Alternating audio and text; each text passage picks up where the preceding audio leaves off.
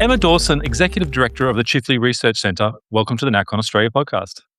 Thanks, Dan. Good to be with you.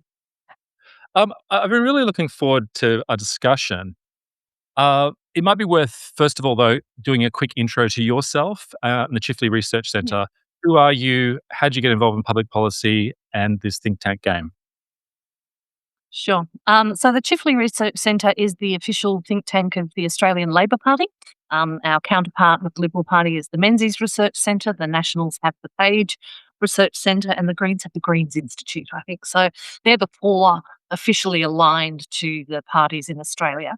And I've been in this role since just after the 2025 federal election as Executive Director.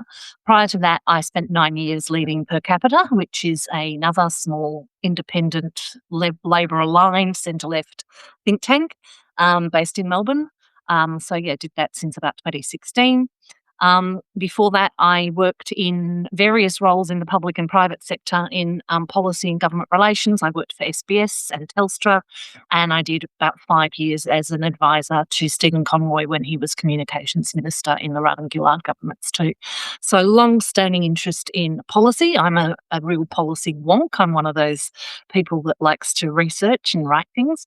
And certainly my political alignment would be with the Labor Party in Australia. I'm a social democrat, so centre-left, perhaps not as far left as some of the other think tanks out there, like the Australian Institute, for example, but certainly very pleased to be in this role now, which is the official think tank for the ALP. I must say, I find the terms left and right increasingly exact and unhelpful these days. What do you understand by those terms? Yeah, look, of course, they go back to the French Revolution, right? They were who sat on which side of the chamber after the French Revolution. I think you're right. I think they're pretty malleable terms. It's how people tend to shorthand talking about their political position. But people, politicians, activists, voters in Australia can be quite left-wing on certain issues and right-wing on another. So they might be socially quite conservative, but economically what we would have thought of as progressive, or they could be socially quite progressive but economically quite conservative. So to me, being on the centre left or being a social democrat is a better description, in that I believe that there is a strong role for government in the economy and society, and that government is the best. It's the expression of the will of the people, and it should play a strong role in guiding the economy and society. I don't believe in a centralised state as a communist would or a socialist would, and I believe that reform is best achieved through democratic processes through the parliament rather than from outside pressures, sort of more incremental democratic socialist progress rather than revolutionary socialist progress. But I do believe in the collective. I believe in rights for working people. I think the economy should work for citizens rather than corporations. But then on the social side, I'm fairly progressive supporter. I did a lot of work in my youth in immigration and social cohesion, multiculturalism, that kind of thing. I'm a very strong feminist. I come from a line of working class feminist women. To me, I'm very comfortable with the ALP. I didn't grow up in a political family particularly. I didn't know anyone in the Labor Party or have any friends that were members. It became something I was attracted to through, as I educated myself and became interested in social and public policy. So, Well, what's your attitude towards liberalism? Because many people in the Liberal Party say that that's what their party is founded on, stands. So, yeah. are you in opposition to that, or are you? Do you take bits and pieces from it, or do you misinterpret it in a different way? Yes, so look, I would say I'm a social democrat rather than a liberal democrat, in that I do believe I believe in certain tenets of classical liberalism, so the rights of the individual, personal responsibility, those kinds of precepts. But I think that liberalism, certainly neoliberalism, the way that it's operating now, is actually can be profoundly anti-democratic in that it seeks to do a sort of an end run around the views of citizens in a nation state and sort of impose these, particularly when it comes to economic policy, kinds of measures that are much more concerned with the rights of global capital than the rights of citizens. So I think that liberalism, there's a backlash against liberalism around the world at the moment, and I think it's really where people can see that some of those neoliberal policies have gone too far and have disenfranchised ordinary people. I would agree with that, but perhaps not for the same reasons that people that are post-liberal on the conservative side would. So Mm. I'm much more concerned about the free movement of capital than I am about the free movement of people, for example. I'm quite comfortable with the movement of people. Yeah. Yeah. Well, what about the free movement of goods and services? I mean, free trade, if you're gonna say, what is liberalism? People would say, well, in the classic British sense, free trade is the heart of that. What's your attitude to open borders trade? Um, I think that free trade has done a lot of good for the world. It has and tends to reduce global conflict and war, obviously, and it has allowed for significant growth that has pulled huge swathes of the global population out of poverty, particularly in developing countries. And so I think it is, on balance, it has been a good rather than a bad thing. I do think that in developed countries, uh, and this is where a lot of the so-called right-wing populism is coming from, or the dissatisfaction of people with the kind of establishment Mm. centre-right parties, that there has been a kind of less so in Australia than in the UK, where I was born, and the US in particular, in the 1980s and 90s, really leaving communities behind, seeing jobs disappear, replaced by nothing. People sort of sold out to what they see as a globalist overlord sect or something. I think there is most conspiracy theories have a grain of truth. And I would say that, this idea that, although we're seeing some things come out, obviously, in the Epstein files that would seem to confirm people's worst fears, but I do think that the wholesale pursuit of globalization, of free trade and open borders for goods and services, without protecting the well-being and the living standards of local communities, has been damaging at times. And so there needs to be a shift back towards sovereign borders. I would talk about that not in terms of keeping people out or keeping things out, but in terms of our first responsibility being to our own backyard and to ensuring that we've got our own house in order. Mm. But what about, getting down to brass tacks? Well, Usually there should be no restriction on moving a factory from Geelong to Shenzhen and then shipping the goods that are produced there back into Victoria duty free. Is that is that um, because that is a consensus shared by yeah. both the major parties, right? Well, this And is so this is yeah. Sorry, go ahead. I was just saying that's a consensus shared by both major parties, which developed during the much fabled Hawke-Keating-Howard era, and neither Mm. of the two major parties have shown much sign of reassessing that. It's almost as though they amazingly came up with the first people to think about trade policy and discovered the solutions, not just to adjusting trade policy for the times, but discovered the solution for all time. And I feel like it's and around the world, as you know, right, there has been a reassessment of this, and I feel like that's a reasonable enough position, which hasn't Mm. really like caught on here in the way, at least I think it should.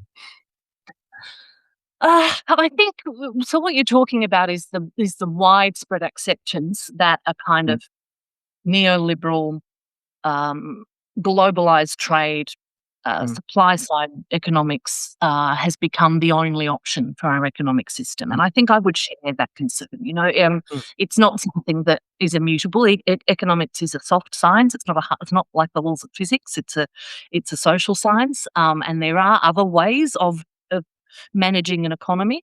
But certainly, we're part of an international system now. We can see that under attack, not just from the left now, but from the right as well, to use those labels. And certainly Donald Trump and other leaders in Europe and South America are really kind of shaking that system up a bit and saying, no, we're going to retreat to a time where we were protectionist or we had tariffs in place. I think it's legitimate to question, as you say, the automatic shibboleth of the neoliberal economic system and point out where it has done damage and where it has gone too far and where it has failed communities. But I don't think it's in Australia's interest to retreat from a global trading position. We are a very trade exposed country. At the moment, our economy is very low in terms of complexity. So we really are reliant on exporting basically resources and importing goods. And the cost of manufacturing goods here cannot be compared to manufacturing in many developing or even now developed Southeast Asian nations. To return to a time where everything was behind tariffs and protections would actually be more damaging for Australia than just about any other country on earth, because A, we are largely dependent on resource exports, and B, we're so far away from everywhere. We could produce everything here, yeah, sure, but I don't know if you've ever been to Cuba, but, retreating entirely from that global order does not tend to lead to higher living standards. It tends to lead to lower living standards, poorer levels of consumer goods, etc. So untangling that, I don't think is desirable, but I do think that there needs to be attention paid to where offshoring of jobs and of our capacity to build things and make things, of manufacturing, has gone too far, and we need to return some of that to the country, and to build in some of that resilience of supply chains that we saw during COVID, for example. That we are a long way from anywhere, and if those supply chains break down, we get in trouble. Hmm. I could talk to you for an hour on that subject alone. But what do you understand by the term populist? I mean, what does that mean, and why have there been these populist responses in the US, in parts of Latin America, across Europe, and now it seems in Australia? Populist is a pejorative term for things that ordinary people like, that aren't, for ideas on left and right that are popular with ordinary voters, but are dismissed by so-called experts as being naive or unworkable. And I think that the fact that something is popular being a bad thing, people really quite naturally don't understand that. But this does go back to the idea that there are people that understand how global markets work and they should be in charge, and the rest of you don't know what you're talking about. That's profoundly anti-democratic, right? And actually, if you look at where liberalism came from, it started as a response to democracy. So after the French Revolution, and through to the 19th century, people started talking about liberalism and describing themselves as liberals, because the fear was that all of these people that were suddenly getting the vote, these great uneducated masses, firstly with male suffrage and then continuing to universal suffrage, that they would vote for things that were damaging to capital. So global capital has existed long before democratic systems did. Right? People in the ancient past, wealthy people ruled the world. They exchanged money freely across borders long before people were moving across borders. And as democracy started to take hold, and then things like the union movement really enfranchising workers, there was a fear that people were going to vote on popular issues that were a threat to the people that controlled that global capital. And I think that both on right and left now, you're seeing people saying, well, actually, it's not working for us. This economic system is not delivering to my community. I can't afford a house. My kids can't get a job without moving miles away. My children are too scared to have their own children. So there's a sense in which we are reaching that tipping point again. And these tipping points come around every 80 years or so in our recent history since that sort of shift. Where ordinary people started becoming more enfranchised. So, yeah, I think populism is a word that people who are in either the economic or the power elite use as Mm, a perjury way of describing democracy. They're saying, well, a lot of people like this, but it doesn't work for us, so therefore we're going to dismiss it as populist. You've got to look through that and say, well, the will of the people, right? We have to, if we live in a democracy, we need to listen to people's concerns. And sometimes they're expressed through populist anger, but behind that anger, there's always a kernel of genuine dissatisfaction for some reason that is probably legitimate. mm. Yeah, and isn't there a legitimate reason? Because, I mean, isn't this populist wave or nationalist waves in some level a rejection of the liberal consensus shared by both the Labor Party and the Liberal Party here and similar, parties elsewhere in the West? And I was thinking the other day, doesn't it? We did have a Liberal Party in the UK, which is, I think, where you originally grew up or have parents from, right? And that died out in Yeah. the late 19th century, and it was replaced by a Conservative Party, which stressed, nation building and a sense of place and that sort of Disraeli tradition, which was very popular amongst working people. And then you had, Hmm. the birth of the Labor Party. That's where in the UK and then in Australia very dramatically too. Isn't that what we're kind of seeing in a way, a rejection of that open borders liberal, Yeah. Gladstonian consensus in favour of Yeah. something because it doesn't work? Yeah, I think that's right. It is what we're seeing, and people are. I tend to use the term neoliberalism rather than liberalism, but it is because there are elements of liberalism that are intrinsically good, such as human rights and the right of the individual and Mm, personal responsibility, etc. But yes, you're right. I mean, we're seeing a reaction against effectively an economic system that has left too many people behind. That has got to the point where people don't feel that there's any point in them working hard because they can't get ahead unless they come from inherited wealth or have access to some mm, kind of inherited wealth. And so that to me is because we've allowed liberalism to become so corrupted, right? We've stopped actually the forces of global capital are no longer concerned with the right of the individual person. They're much more concerned with the right of corporations and the idea that a corporation has the same rights as an individual under mm, liberalism. So that's where it's gone wrong. mm, I think there is, in most established political parties around the world, a commitment to a rules-based international order, to free mm. trade, that people like Donald Trump and Nigel Farage and others are poo-pooing and disrupting. I would say there is a difference between the Labor Party and the Liberal National Coalition here in terms of uh, their support of that economic system. There is no doubt that neither side wants to introduce, or certainly that the Liberal Party wouldn't, but the Nationals probably do, introduce things like tariffs and protection and stop, trading with China, for example. Neither major party of government until now has flirted with that idea, but certainly Labor has been much more. This goes back to the leaving huge swathes of people behind. In the 1980s and early 90s here, we didn't throw entire communities under the bus the way that they did in the US and the UK. So Labor has always tried to ameliorate that liberalism a little bit with kind of action, collective action on behalf of working people. Um, Mm. but yes, we are seeing a backlash on right and left against what's seen as the establishment economic order. And I think where that becomes dangerous is when people start to blame the wrong culprits and they blame immigrants or they blame, individual people that don't have power rather than looking at the structure of our economy, which is where the real problems are. Who should we be blaming? We should be blaming the kind of very extractive late stage neoliberal capitalism that is driven by institutions.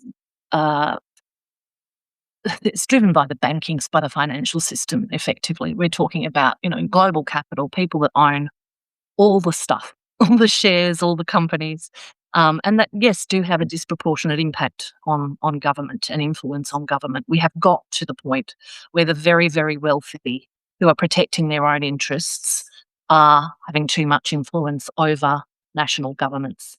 Um, and on the right and left, there's a backlash against that. Now, the left, has long been. There's always been a lot of concern on the far left about imperial power and globalization and so on.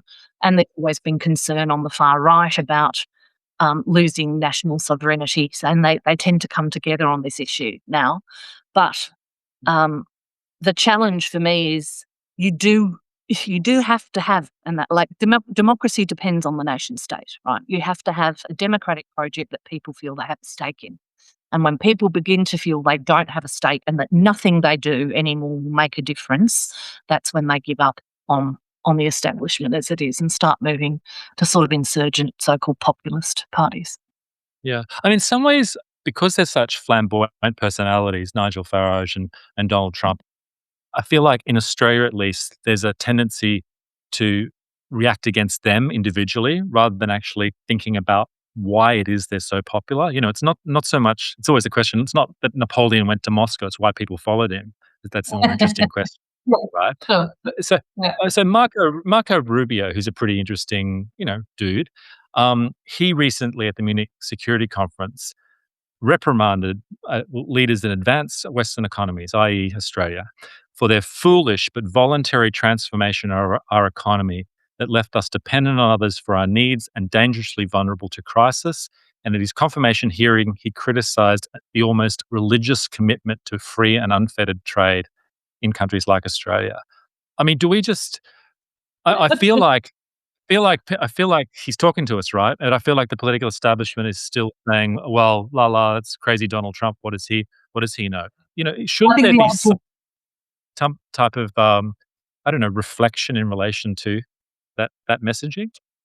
It's hard to take it seriously when it's coming from Marco Rubio, right, who has been part of that establishment for a long time, and is now going where the wind blows him under Donald Trump. And the irony of that, of course, is that it's primarily America that has led this over Mm, the last 50, 200 years, that has really pushed for that kind of, free market, globalized, neoliberal approach to the economy, and which still does actually perform in very extract. I mean, if you look at the biggest companies in the world now, the digital players, they are nothing but extractive, and they are completely not. They are not. They don't even behave by any rules of old-fashioned capitalism. Adam Smith's turning in his grave, looking at what's happened.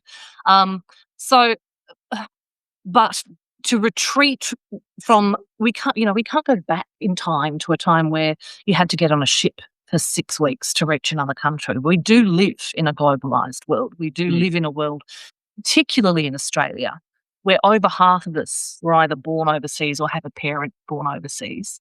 And unless really you're an Indigenous Australian, you can trace your lineage back in to great great great grandfather or something that's been here mm. 240. So to cut ourselves off from the world would, as I said, America could probably do it. They can probably produce everything they need to within their own shores with their population, etc. Although they'd struggle for critical minerals and things that we have. But for Australia, it would be absolute madness. We'd have our standard of living would crash if we withdrew from free trade, if we withdrew from those, and it would take decades to rebuild any kind of capacity or build any kind of capacity in the delivery of the things we need.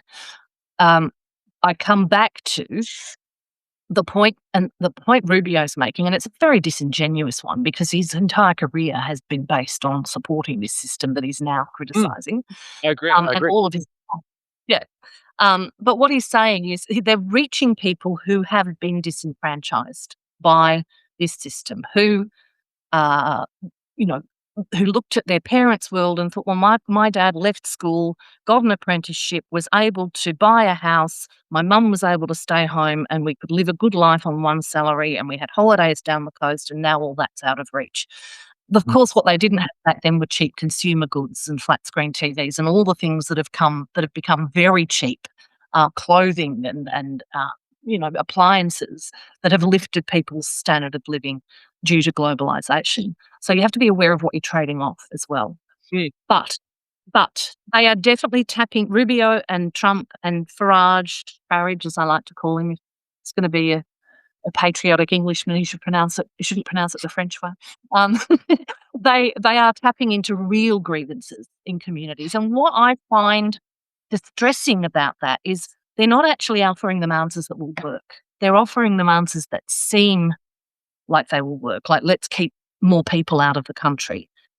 But they're not actually tackling those big in fact, they're supporting the big structures that are actually causing the real problem. So they're cutting taxes for very, very wealthy people. They're making it easier for those tech companies to be monopolists and to override the sovereign rules of the EU, for example. They're trying to set up other pathways so that, the EU countries can't censor what's on social media.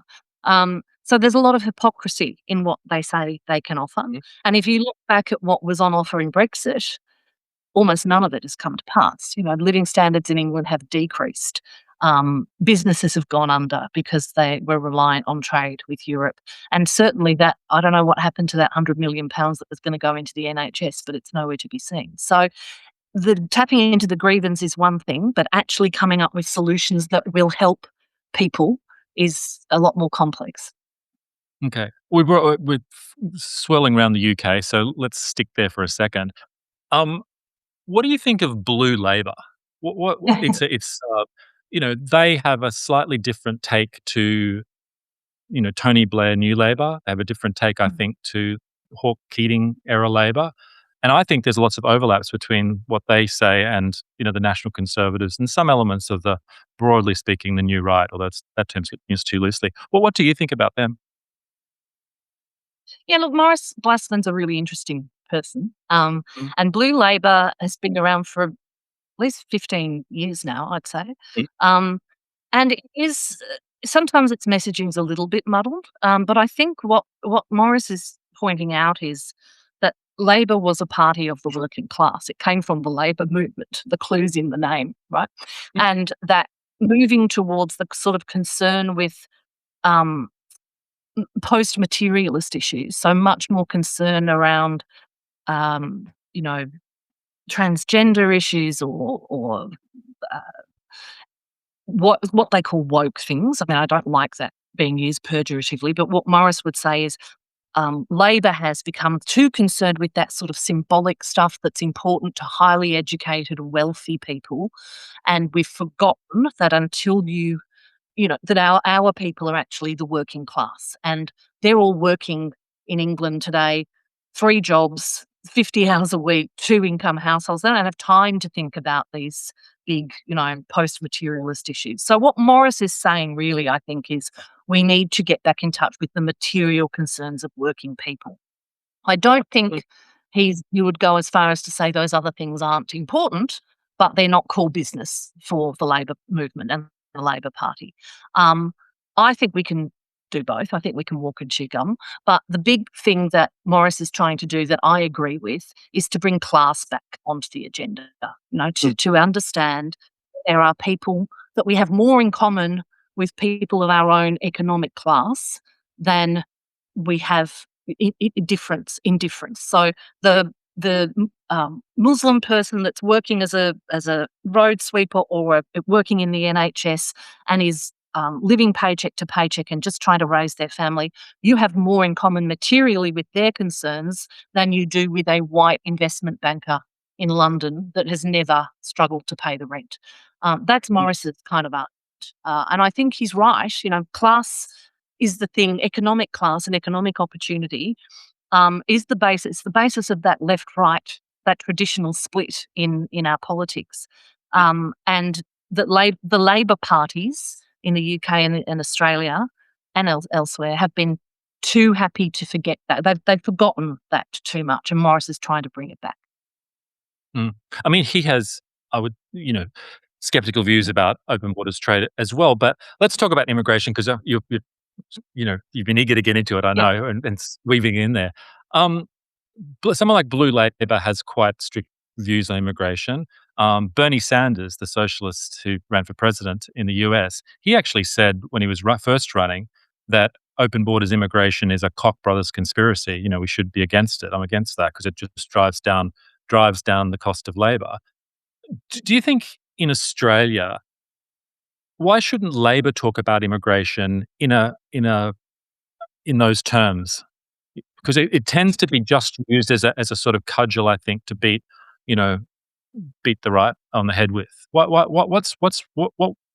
wrong with talking about the material impacts of immigration in Australia? Nothing wrong with it, but it's the danger for Labor and what's so difficult for Labor is it brings back. So if you look at historically, it was the Labor Party came up with the White Australia policy. It was the Mm, Labor Party that we do not want to import a lot of cheap labour, and they described that in racial terms. And so it's almost impossible now to have that debate, and Labor rightly moved away from that racialised approach to immigration 50 years ago under Whitlam. mm, Um, and we saw the dismantling of that. But certainly the original Labor movement was very concerned, and the Labor movement remains concerned about the importation of, of cheap labour, not of the people, but of labour that will undercut rights here. And there are still things like, labour market testing that apply if you want to sponsor someone on a 457 visa, for example. Those things still exist. The unions will push a Labor Party to say you should test the local market to see if you can fill that job here first.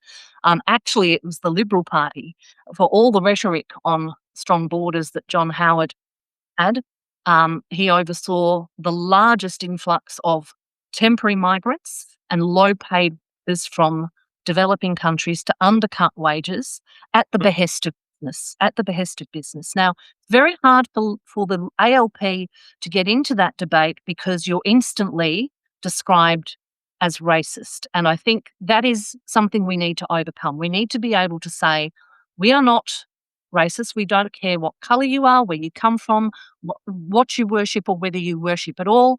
But we are concerned that this is a country that led the world in terms of workers' rights. We led the world in terms of a minimum wage and a living wage. We do not want a system where poor, unfortunate people are brought here, usually exploited and treated very badly, and reduce the living standards for other people. So our concern should be for those exploited immigrant workers as well as for the local society and our ability to maintain good working practices. And it really is. Has been at the behest of multinational corporations and big business who see working people as just another input to their mm. production that has driven that migration. But it was a deliberate policy under the Liberal Party in the 1990s and 2000s. Now, Labor is the party of working people. And actually, if you look at the working class in Australia now, they are very culturally diverse. If you order an Uber foods delivery or a driver, or if you go to a cafe or a hospital, or you look in a nursing home or aged care home, the workers are incredibly diverse. Many of them are first generation immigrants. So our responsibility is to all of those people. Our argument should be not that we're against immigration, but that we want immigrants that come here to have good opportunities to work good, productive jobs. That's all they want too, right? People do not leave their homes lightly. Generally, people that come as far as Australia do so because they want to make a better life for themselves and their kids, and they want to contribute. So I think the conversation about immigration, unfortunately, becomes very racialised because we have on the right, some pretty reprehensible comments by Pauline Hanson in the last couple of days about there being no such thing as good Muslims. I mean, that's just racist and wrong. And so Labor can be nervous of opening that conversation. But certainly through its history, and if you look still at the measures that are put in place on industrial relations, there is a real effort to ensure that immigration does not undercut wages and undermine local job conditions. But shouldn't we not be fearful about the kind of racist label being descending into a racist discussion, right? And just purely focus on materialist terms.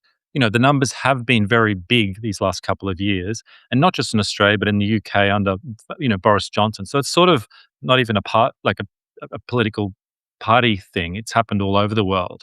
and it has, there is public concern, and it has increased the demands on housing, and arguably has driven down like the price of labor as well. So can't we have an adult discussion just in that lane, about the economic impact of it? I just feel like Hope so. it Hope so. yeah. I think the problem, and let's remember there's a unique challenge in Australia as well. Like, I'm actually an Indigenous English person, right? I can trace my ancestry back beyond the clouds of time. So if you were to say to me, go back to where you came from, it would be the northern. Um, Australia relies very much on migrants. In modern Australian state since white settlement, we rely very much on immigration to drive our population growth and to drive our economy forward. It's about ensuring that's done in a way that works for the people here, not for multinational corporations to sort of use people as fodder and send all the profits offshore. Why it's difficult to have that conversation is because, I'm afraid to say, on the right in particular, there is a tendency, and this is not unique to Australia, and it's certainly a trick of those global capital overlords. There's that meme of Rupert Murdoch sitting there with a big pile of cookies and saying to a white man on his right, that brown guy, what has got your cookie? And the brown guy's got one, and Rupert's got Yeah, I know the 75. one. Yeah. So it's a kind of a distraction to say blame, rather than blame the system that is treating workers as fodder. And in the current environment in Australia, it's almost harder than it's ever been to have a conversation about immigration and the makeup of our country, because people are becoming so hysterical about it. To me, the answer is always in economics. I don't believe that most Australians give a damn whether their neighbour's black, white or purple if they're living in a community where everybody's got access to a good job and a house, and they feel they can get ahead. Their resentment isn't based on the vast majority of people. It's not about what colour you are. It's about feeling that I'm missing out on something, and the most obvious thing I can see that's different is this new influx of people. But this country could take a lot more immigration if we put the infrastructure in place, and we've just refused to invest for so long in the appropriate infrastructure. And that, again, is a failure of the kind of laissez-faire neoliberalism that says, well, the market will deliver everything. If you're got a country where you need to bring in workers in order to meet the labour needs of business, but business is looking at cutting, maximising profits, that business is not going to build the houses and the hospitals and the roads and schools that are needed to ensure that an increase in population doesn't reduce living standards. Only government can do that. So at the same time, neoliberalism has said open borders, it's also said get rid of government, so the market will not provide those things. So to me, it's about investing and building social and physical infrastructure to support the kind of population that we need. But there is no doubt that migration has been a net benefit to this country. It is what we rely on for our workforce, for our everything. We cannot, if we shut the door tomorrow, our economy will fall very quickly. Mm. Yeah. I mean, isn't there some, just outside the materialist sort of concerns as well, isn't there some, can't you have a mature point of view which has no animus towards any racial or ethnic group, which says that we can incorporate people, but we've done it too fast and too quickly, because it does take a little bit of time to bind yourself into the nation state and become part of us? Isn't that just naturally the way that sort of nations operate and should operate? And so you can, Australia is fantastic. It has a very similar sort of power, but there are limits to that. You can't push it to breaking point. Otherwise you won't get people doing what people did in the past and assimilating like they did, right? I think the point you're making is an important one, right? Australia traditionally managed, between the sort of end of the Second World War and the 1990s, we managed migration better than just about any developed country on earth. So we said we had our policy of multiculturalism was not the same as Europe's, which was really about multiple cultures living alongside one another and not integrating, or like Mm. America's, which was like no multiple cultures at all. You assimilate and become American. Our approach was to say, you can come here, and we want you to come and contribute the best things about the culture you bring with you. But once you're here, we're all Australian and we're in this together. And there are certain um, liberal, social, democratic values that this country relies on. And so waves of different migration between the end of the Second World War, um, Southern Europeans, then through to Vietnamese and other communities that came right through to the 90s.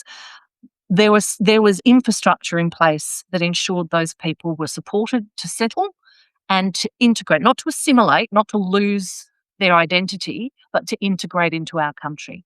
And that infrastructure was dismantled under the Howard government. So we got rid of things like ecumenical migration centres that allowed everyone, it didn't matter, they weren't African migration centres or Muslim, they were ecumenical. So no matter where you've come from, we will help you settle into Australian society. We'll help you navigate the economic system and the school system, etc. The challenge is, and I will say this, I'm not of that part of the left that is a cultural relativist and says all cultural beliefs are equal, right? I'm a feminist for a start, okay?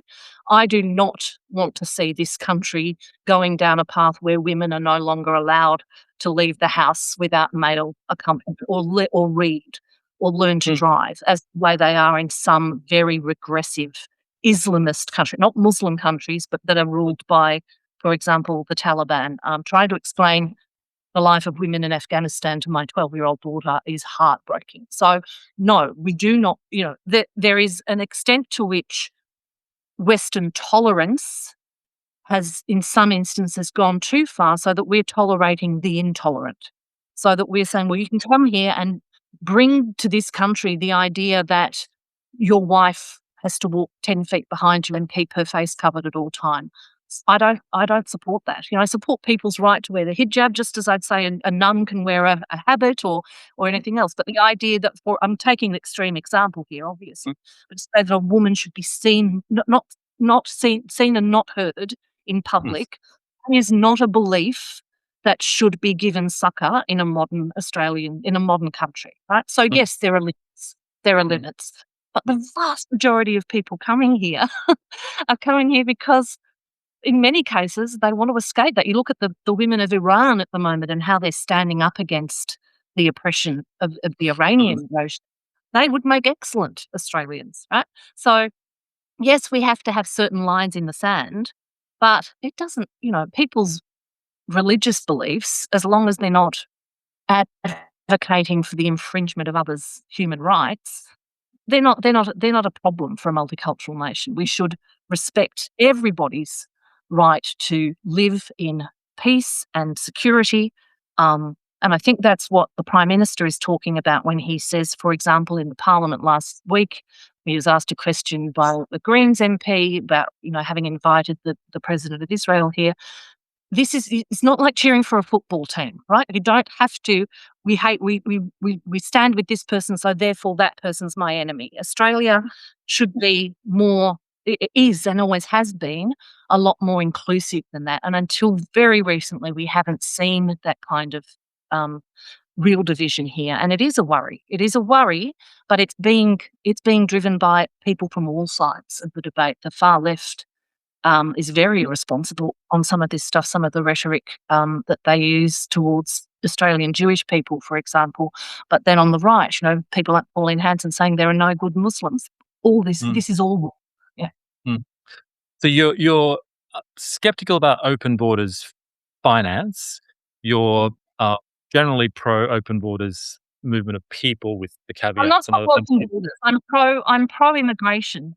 Every country has borders. With obvious caveats, and I'm sure you can go into them in a lot further detail. And with trade, you're still, in favour of trade, open borders trade in a sense. But what do you think of green tariffs or the border carbon adjustment tax, which I think Jim Chalmers is talking about? Kev, look, I think we absolutely need to start putting financial penalties on these big multinational corporations that are not just because the burning of fossil fuels is accelerating, global heating, because they're taking our resources. These are this Australian resources. These things that are in our ground, whether they're coal or uranium or lithium, they belong to all of us, and they're being sold off at peanuts. I mean, if we tax just our gas exports in the same way that they do in Qatar or Norway, we'd have something like $50 billion a year in extra tax revenue. It wouldn't be coming out of anyone's pocket. It'd be coming off those multinational, and they'd try and pass it on through gas prices. But guess what? We could actually regulate that. So, to some extent, do I think the government should play a stronger role in taxing the profits of big multinationals? Yes, I do. And I think a lot of One Nation voters would agree with me on that, right? They do agree that we should have stronger resource rent taxes. These are things that, and in the National Party too, the Nationals have always had a strong streak of agrarian socialism in them, right? They want to see investment in. This isn't so much directly taxing the resources companies and others. I mean, that's a separate discussion, really. This is more, Angus Taylor was saying it's a de facto tariff, and he doesn't like tariffs. I'm much more open to reconsideration of our open borders trading regime. And while I've got enough lefty mates to know that there'll be theological differences when it comes to sort of global warming stuff. But I do think that you could say there's a conservative critique which says, why should a company be able to take advantage of the environmental arbitrage by moving its production to a third world jurisdiction which doesn't have the same environmental standards as we do here in Australia? That's unfair to the workers, it's unfair to the nation, and doesn't ultimately, there should be a cost to that. You can't just move your factory out and then ship it in duty free, right? Isn't there a logic to that? There is a logic to that. Yeah, there is. I mean, it's about striking the right balance. You look at what's happening with Trump and the tariffs in the US that he's whacked on. Well, that's actually just lifting costs for consumers, for ordinary working people over there. So it has to be, it's not, tariffs generally will hurt the country that applies them. But what you're kind of talking about is much more the example you gave there, which is saying, well, we don't want a company to get around our environmental protections by going offshore and causing pollution there and then selling it back to us. That's a legitimate intervention in the market, right? And Angus Taylor won't help you on that. Like Angus Taylor, it's going to be very interesting seeing what happens on the right and the mainstream right now, because Taylor is an absolutely orthodox neoliberal economist, right? He won the university prize. He is all about that neoliberal economics that supports multinational corporations at the expense of local communities. He would have been absolutely in support of things like the irregular or low income temporary migration under Howard and Costello. That was something that appeals to a person that wants to provide cheap labour to multinational companies. But he's got then Andrew Hastie, who's saying, well, actually, we're in a post-liberal world, and he wants to bring back sovereign manufacturing. They're two economically, ideologically opposed positions. Now, there is a middle way through that, and it tends to be the way that the Labor Party has the economy, which is to say, yes, we'll take all the, but because really what that does is it privatises the benefits, that approach, and it socialises all the risks. Yeah. And what Labor has done traditionally in government is to say, we'll take the benefits, but we're not going to make the Australian people wear the full risk of that. So policies that, for example, superannuation, universal healthcare, etc.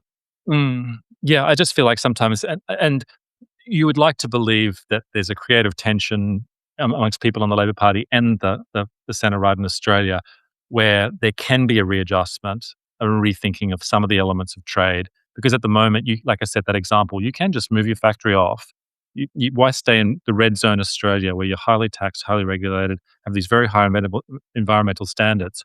Why not just go to Bangladesh or go to Shenzhen and then send your product back in duty-free to Australia? It's almost incentivizing people to move their business outside of our country. And that doesn't. It's not in the hard to see how that's in the interest of the nation state, and it's unfortunate, I guess, for persuasion purposes here in Australia that kind of message has come from people that aren't, an acquired taste, to say the least, like a Donald Trump and elsewhere. But there's a certain underlying logic beneath it all. Separately, and then we're a little bit short of time, so I'll hit you with a few Yeah, quick ones. yeah, Um, sure. on the global warming thing, Yeah. how much are there limits to how much emphasis, um, how many measures should be taken to stop carbon dioxide emissions if they can be shown to demonstrably hurt working people and Australian living standards? Um, This is where do you stop? Where do you stop? Well, where do you start? Well, I mean, the ultimate line, and it's a line of the left, but it's true, right? There are no jobs on a dead planet. So if we get to the point where we cannot live anymore because in summer the sun is so hot and the floods are so extreme, and I mean, we're already seeing this starting to occur, right? We're having real costs. Areas of the country that are becoming uninsurable, arable land that is becoming unuseful, not able to be used for productive means because of the threats of climate change. So, to some extent, you have to say, actually, maintaining the ecosystem that supports human life, no, there's nothing too extreme to do that. Um, on the other hand, the problem has been, and what you're picking up on here, is it's the same communities being asked to bear the brunt of this shift as we're asked to bear the brunt of globalization and privatization and all of the other things that have hollowed out their local communities. And there, Mm, if you go down that path without regard for those people, you will lose the popular support to do what you need to do to save the planet. So yes, you do have to say, and this is one of the things that I've pushed for a long time in my work and through the ALP is don't hit people over the head with the moral case for fighting climate change, link it to their material interests. So say, okay, look, we have to stop burning coal at some point. We just have to. It's killing the planet. But what people in coal mining regions here is, right, there goes my job again. I've already lost out when BHP nationalised, and then I've lost out when the local, everything was privatised, or here in Victoria when the SEC was privatised and we lost all our jobs. What we need to say is we're going to create jobs of the future for your kids in your region by investing in the next phase of the economy, which is what we have done successfully in every other industrial transition, right? So when the mm, steam engine was invented and replaced all of the local craftspeople, the labour movement came out of that to say, okay, we'll take this change, but only if there's things in it for us. And that mm, has to be the approach that we say, look, we have to decarbonise the economy. We're not going to just come in and wipe things out the way that, say, Margaret Thatcher got rid of the coal industry in England. Environmentalists today say, wasn't that great? It was terrible. It's left entire regions of the north of England in intergenerational poverty, the way that was done, right? Um, so we need to do it in a way that works with communities and ensures that when we're moving from one economic system to another, that those people are brought with us and that they are at the forefront of our concern, not the profits of big companies. So the moral argument for climate action, it's actually a scientific issue. It's not a moral issue. It shouldn't be a left-right issue. It's a scientific issue. But the idea that, for example, the Bob Browns of the world take a convention of people through Queensland and tell them, well, you're just going to have to give up your job for the good of the country. That's not how you reach people. And it's mm, certainly not how you make effective change. yeah. Changing tack considerably. Let's talk about women, right? Because it's Okay. something which, I according to am. a YouGov poll, women aged 18 to 50, if only they could exclusively vote, would turn in a parliament which has over 500 seats, which all the other parties well below 100. So it's women 18 to 50. And those results, I believe, are replicated in Australia. But if women over 65 could vote, then there'll be a solid majority for centre-right parties. What explains that? I missed a bit. So 18 to 50, there'd be a big majority for centre left, is what you said? Well, there would be overwhelming Green representatives in the UK Parliament. 500 Green representatives would be turned in. Yeah. No, I don't buy that for a second. Okay.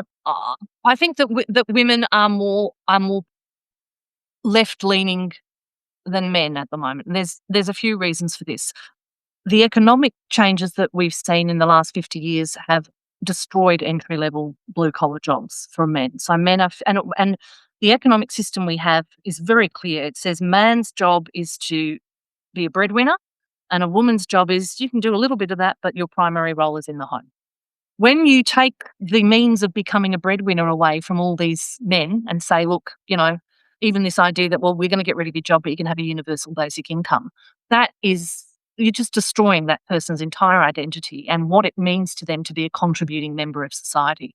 And so they're reacting badly against that. Women are, I think, and particularly in that age group, and particularly women between 30 and 50, they are raising families, trying to work, often looking after elderly parents.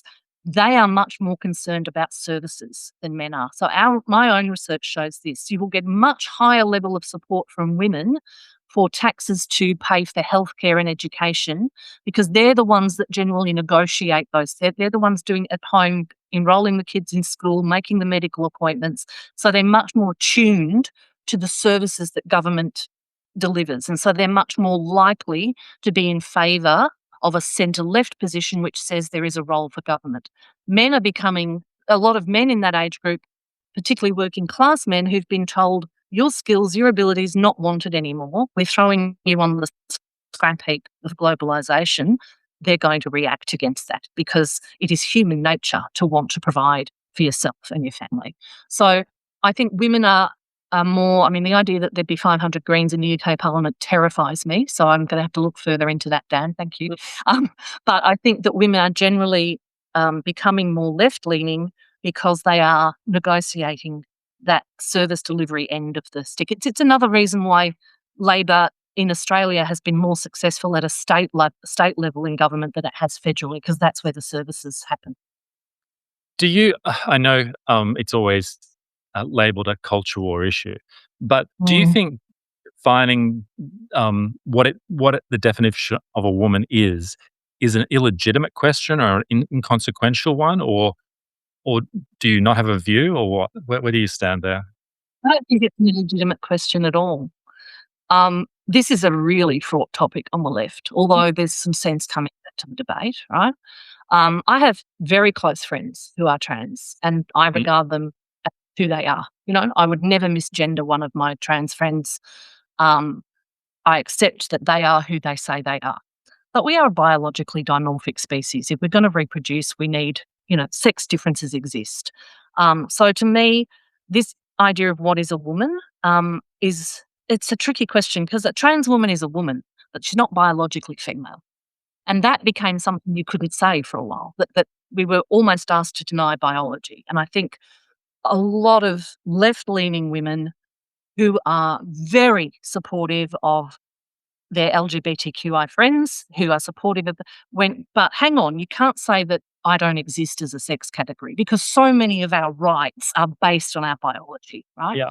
So it is a legitimate question, and it's one that we've been too scared of on the left. And I've got myself in trouble in the past because, I'd say, well, I do think there's a difference between a woman and a trans woman. I don't say you're not a woman. You identify as a woman, you present as a woman. I will respect that as your identity. But we are biologically different. And we also probably had different experiences growing up. So the wonderful trans female friends, trans women friends that I have, depending on when they transitioned, had all of the benefits, some of them, of growing up as white men, right, or as white boys, and all the privileges that came with that. They weren't conditioned into the things that women take on. So those things matter, and they matter for feminism. They matter for understanding how we are assigned certain roles in society. And I don't like those roles either. I don't want to be trapped by someone's idea of what a woman should be. And I can't imagine what it would be like growing up feeling my physical, biological representation was totally at odds with who I am. That would be horrendous. But it's a different experience to having grown up as a woman in a patriarchal society. Okay, final question, because I do like to keep it to an hour.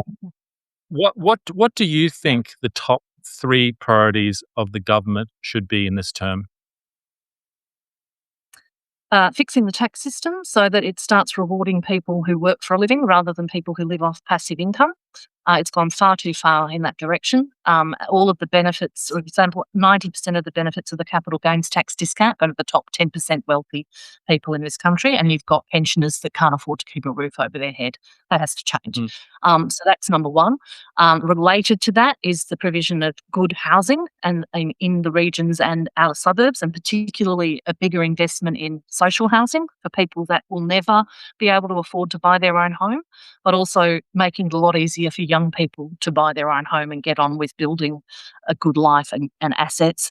And the third thing I would say is really tackling this rise of division, of social division, of the loss of social cohesion. And both on the right and left, there are people now saying, well, we don't care about social cohesion. What's important is that I get to say what I want to say about people I don't like. It has become quite a tricky thing that people feel they're being shut down, told to socially cohere, don't express your view. That's not what it means to me. What it means is how we negotiate living in this multicultural, pluralistic society that we have at the arse end of the universe, at the arse end of the world, as Hawke-Keating once said. So I think tackling that. That's why I got voted. That's why I got voted out talking like that. Yeah, there you go. I know, very naughty. Yeah. But yeah, I do think, but I think that everything flows from that first, let's fix the economy, Howard, and people being endlessly asked to put their effort in and getting diminishing returns. Yeah. Hey, well, Emma, thanks very much. I really appreciated the engagement and you coming on, and I hope you enjoyed it too. I'll drop all the necessary links to the Chifley Institute and yourself for people to check out, and look forward to catching up in future. Thanks very much. Thanks, Dan. Okay. Bye-bye. Bye.